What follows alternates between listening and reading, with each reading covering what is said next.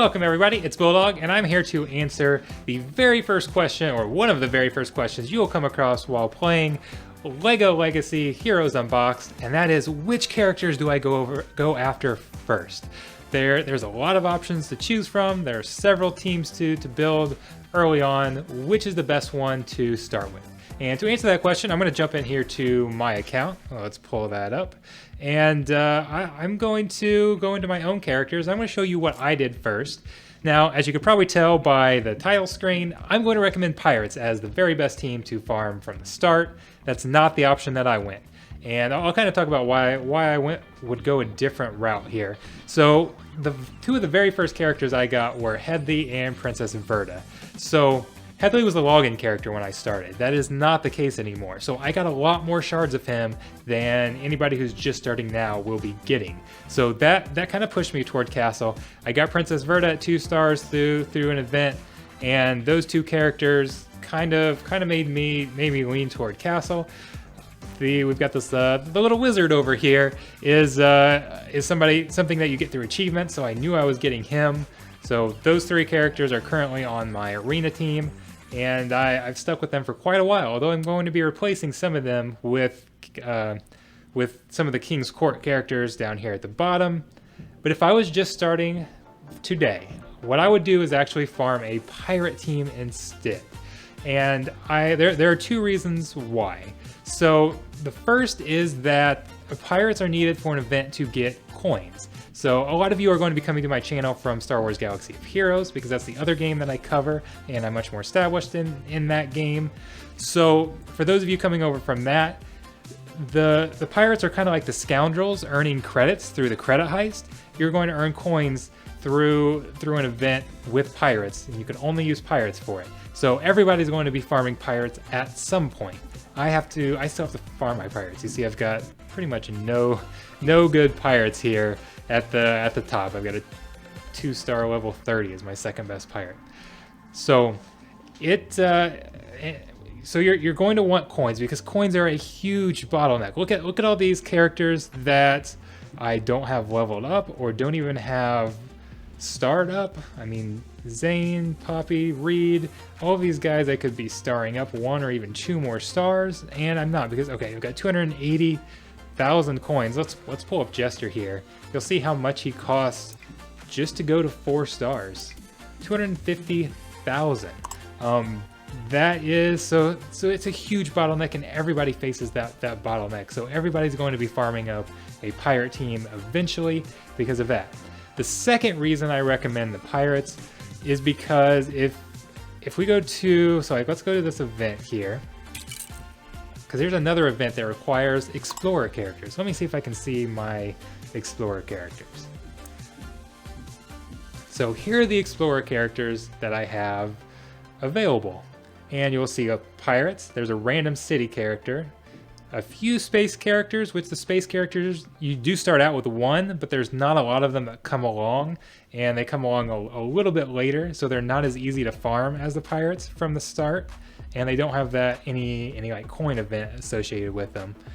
And there's just not, when we look at top characters, or top teams, there's not a lot of other explorers. And let me go back here and kind of talk about what I mean by explorers. So there are 2 types of characters: explorers and builders. And you have a table for explorers here, and then a table for builders.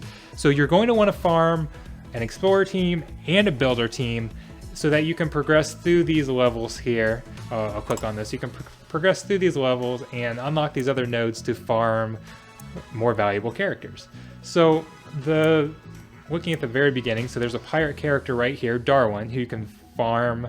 He's the 3rd character that you can farm from the Explorer table, so you can farm a pirate very, very early there.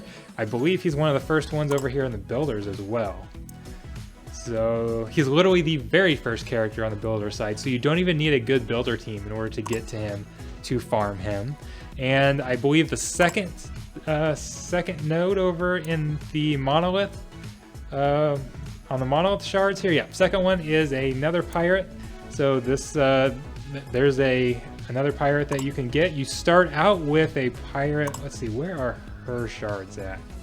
I know she's around here someplace. Must be on the builder side. So it's a little bit before you can get to her. Yep, right here. So second series on the builder side, so you do need a little bit of a builder team, but it's not going to have to be a great builder team. You can see these are level 14 characters that you're facing, so very easy to get there. And then you have another pirate that you can get from the quest over here. So let me come down here to the quest. Captain Redbeard is a very good pirate. So he might be the best pirate that we can currently get. That might be a little debatable, but he's a very solid, and he's got good pirate synergy, so he's more valuable on a full pirate squad. Now, it's very good because you're going to get him automatically. Just by doing your normal activities, you're going to get 3 tiles per day. So it won't take you that long to unlock him. Even to star up to 3 stars or 4 stars, it won't take too long. Now the downside is you can only get 3 per day. So at least as of right now, there's no other way to get him. So it's going to take about 5 months or so to get up to 7 stars. So it's going to take a while to max him out. You will probably have moved on from your pirate team in Arena by then, but it's still a pirate character early on that at 2, 3, 4 stars you can use effectively. He will fit in with your team. It's just another pirate you can get there. So the pirates are good to farm early on. I mentioned 4 pirates. The other one I would add to the team is actually not a pirate at all. And this character I would recommend regardless of who you are farming, whether you choose Castle, City, Ninja. So Castle, City, Ninja, those are all builder squads. So you can choose, you can play the game a little bit with your pirate squad and maybe get a better feel for the game before you choose one of those 3 teams. It's more of a toss-up. I don't have a great recommendation for which of those 3 teams to go after as your second team and as your builder team. So that's a little more up in the air. I obviously have not run them all myself to compare, so I don't regret having my castle team. So as far as a builder squad goes. But back to the explorers. Hiker is an explorer. He will fit on that team. Hiker is one of the best characters, and you get him from the very beginning. He might be the best healer in the game. That is debatable, but he's up there in the conversation. You should invest in him early, farm him early, because he's a very good character regardless of the route that you choose. I would definitely recommend going after Hiker.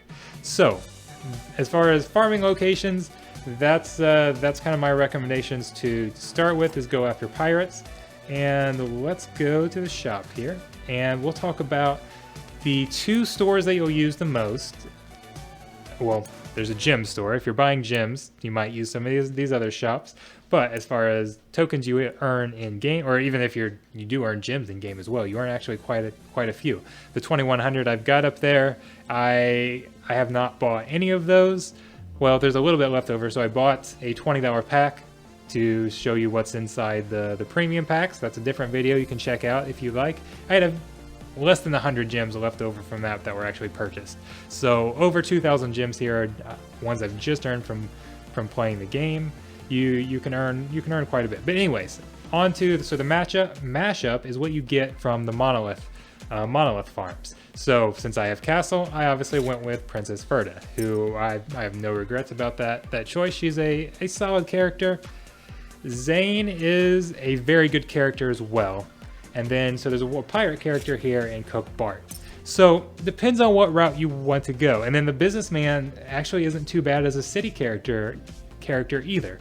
So, I actually feel like Cook Bart might be one of the weaker characters out of those 3. I think Zane is probably the strongest. Now, like I said, you can use the Hiker if you're in like your arena battles and that type of thing as your healer. So, I don't know if I would recommend going after Cook Bart earlier. If I was restarting, I would probably go after a ninja squad and start farming Zane here from the matchup tiles. As you can see, I'm getting a lot of him just farming him his nodes in the monolith. So I think, and if I was farming him here on top of that, I could have Zane start up pretty high. A lot of people have Zane start up higher than any other character. So he's a pretty strong character. And then he has synergy with who I believe is the strongest character in the game if we go over here to Arena, and that is Lloyd. Lloyd is very powerful. Absolutely no-brainer, one of the top 5 characters. A lot of people will say he is number 1. I haven't played against or with enough of the characters to really say who the number 1 overall character is. I don't think I have enough data to say that, but I haven't seen anything that makes me want to refute that Lloyd is the best character in the game. He has a taunt, or it doesn't have a taunt, but he will stealth everybody around him so that you have to attack him, and then he gets evasion up, so it's hard to actually hit him. So not only does he synergize with his other ninja characters, but he synergizes with other stealth characters. And there are things like, well, the princess that I just showed you from the mashup has a stealth mechanic that can synergize there. I believe Spooky Girl has stealth. There's several other characters outside of Ninja that have synergy with stealth. And then one of the biggest mechanics right now is counter. Counters are so deadly early on in this game, and by stealthing everybody, you completely avoid those counters. So that's a good way to counter the counters.